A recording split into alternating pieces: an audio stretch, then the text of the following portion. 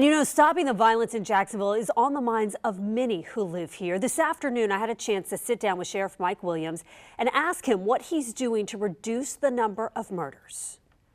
2019 was a violent year in Jacksonville. I think from 18 to 19, we saw an uptick. I wouldn't say that it's getting worse to the point where, you know, we abandon all of these issues, we abandon all the strategies and move in a different direction.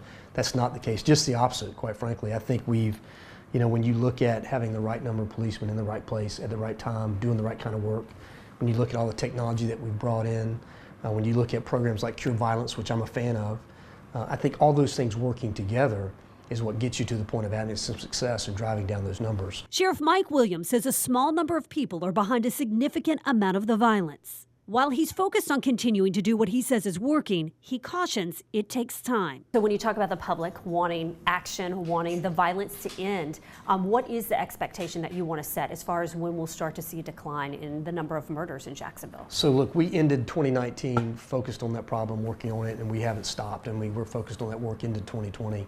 One of the messages that we have to the community is, you know, if you're not buying, selling, or using drugs in the community, and you're not associating with people who do, your chance of being a victim of violence in Jacksonville is very low. So let's talk about Northwest Jacksonville. It's definitely a hot spot when it comes to crime. That zip code 32209, almost 30 homicides there last year. What specifically do you plan to do in that area, Northwest Jacksonville, to crack down on the crime there? So we've got Northwest Jacksonville, we've got a couple of other spots that we are going to really put some intensive resources in different pockets.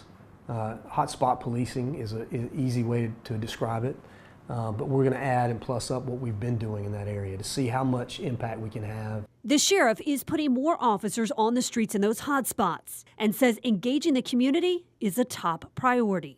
We want to make a harder push in 2020 to really pull the community in, you know, calling us before you have an incident in your neighborhood, reaching out to us and getting us engaged in some of these potential conflicts before they explode into gun violence.